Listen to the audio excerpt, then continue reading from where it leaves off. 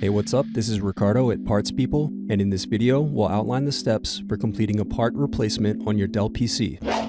Visit our website and use this coupon for a 5% off discount.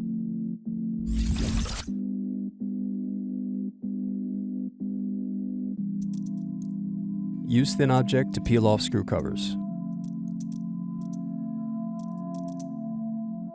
Now unscrew and remove base cover.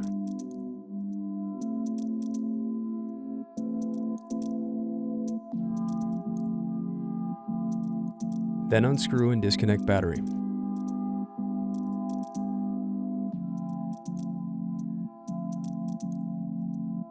Now unscrew and disconnect audio circuit board. Thanks for watching. Don't forget to like and subscribe if you enjoyed this video. And if you need more, check out this playlist to watch other tutorials for your laptop.